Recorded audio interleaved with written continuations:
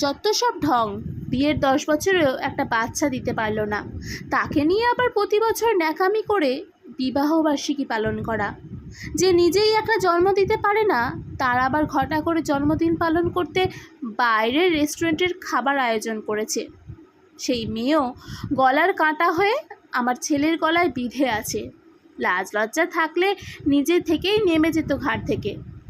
প্রতিমা দেবী রান্নাঘরে সম্ভবত জল খাবারে রুটি বানাতে বানাতেই এই কথাগুলো বলছিলেন।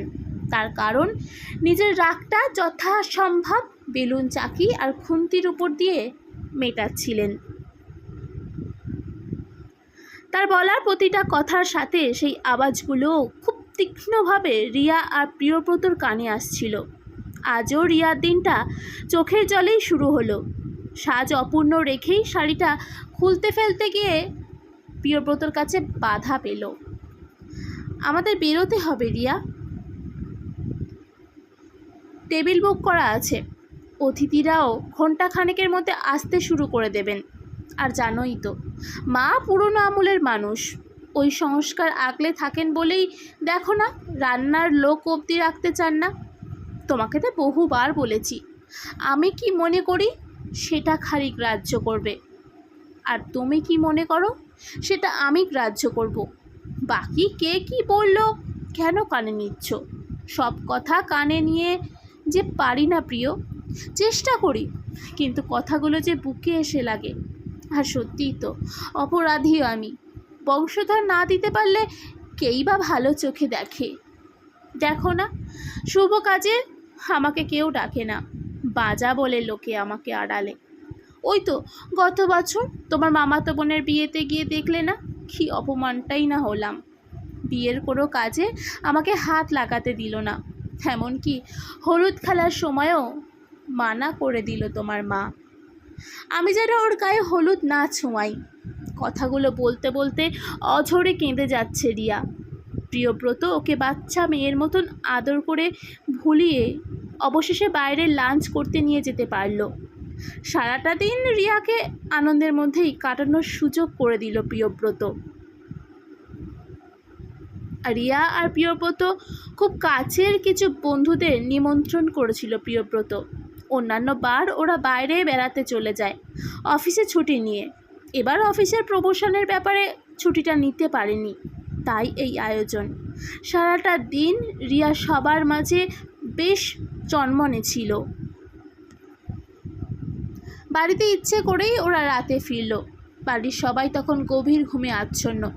ডুপ্লিকেট চাবির সাহায্যে ওরা বাড়ির ভিতরে ঢুকে সোজা নিজেদের শোয়ার ঘরে চলে গেল। চারজনের সংসারে সকালবেলা যে যার মতন চা খান। চা বানিয়ে নিয়ে এলো রিয়া প্রতিদিনের মতন। কাপগুলো প্লেটের উপর রেখে পাশে পাশে বিস্কুট দিয়ে সবার মুখের সামনে একটা করে রাখছে। প্রতিমা দেবীও বেজার মুখে টেবিলে এসে বসলেন। এমন সময় ল্যান্ড ফোনটা বেজে উঠল।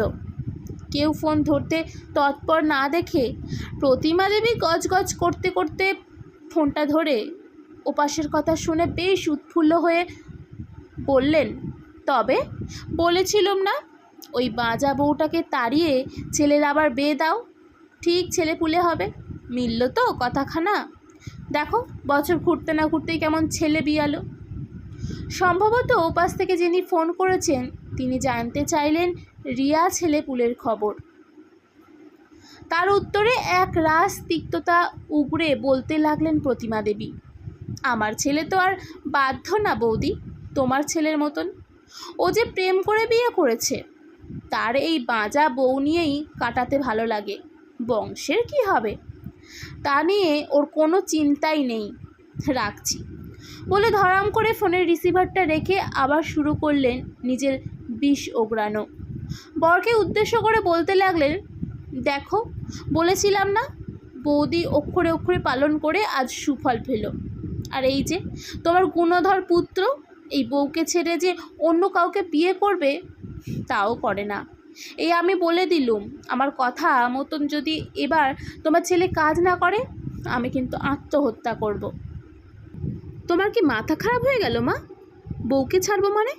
বিয়ে কি ছেলে খেলা বললেই ধরা ছড়া যায়? দেখ ব্রত, অত শত জানি না, বিয়ে তোকে করতেই হবে। একে ডিভোর্সের ব্যবস্থা কর। দেখ ব্রত, আমি এতদিন তোমাদের মাঝে কথা বলিনি, আজ বলতে বাধ্য হচ্ছি। বিয়ের 10টা বছর কেটে গেল, বৌমার কোল ভরবে বলেও আশাও করি না। তোর কথা মতন 10টা বছর অপেক্ষা করে এসেছি, তুই এত ডাক্তার দেখিয়েও তো কোনো ফল হলো না। প্রতিবার বলিস ঠিক হবে, ডাক্তার আশা দিয়েছেন, তা তোমার আশাবাদী কোনো ডাক্তারের তো কোনো নমুনাই ফলল না। আমাদের বংশধর না এলে এখানেই যে আমাদের জেনারেশনটা শেষ, সেটা কি বুঝতে পারছো? তোমার মায়ের সাথে আমিও একমত, আবার বিয়ে তোমাকে করতেই হবে। তোমার বউয়ের কোনো দোষ নেই তো বাচ্চা কেন হচ্ছে না?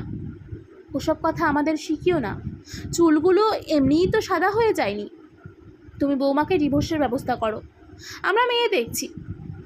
রিয়া কথাগুলো শুনে প্রিয়ব্রতকে বলল, তারও ডিভোর্স দিতে আপত্তি নেই, সেও চায় নতুন বিয়ে করে সন্তানের বাবা হোক। সন্তান ছাড়া কোনো সম্পর্ক টিকে থাকে না। কথাগুলো বলে দৌড়ে রিয়া নিজের ঘরে ঢুকে গেল। প্রিয়ব্রতও চুপ, কোনো প্রতিবাদে নিজেকে জড়ালো না। রিয়াকেও আজ সান্ত্বনা দিল না, চুপচাপ অফিসে চলে গেল। সন্ধ্যে 7টার মধ্যে রোজ অফিস থেকে বাড়ি ফিরে যায় প্রিয়ব্রত।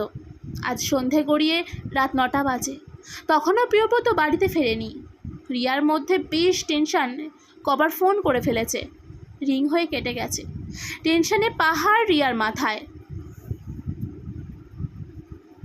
বাজে আশঙ্কাও কাজ করছে। রাগের মাথায় কিছু করে ফেললো না তো? প্রতিমা দেবী ও নিশীথবাবু বেশ চিন্তিত।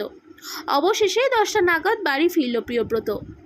আসতে দেরি হলো কেন সবাই মিলে যখন প্রশ্ন করল, প্রিয়ব্রত খুব শান্তভাবে সবাইকে বলল, আসছি, সবাই একটু বসে আমার দেখানো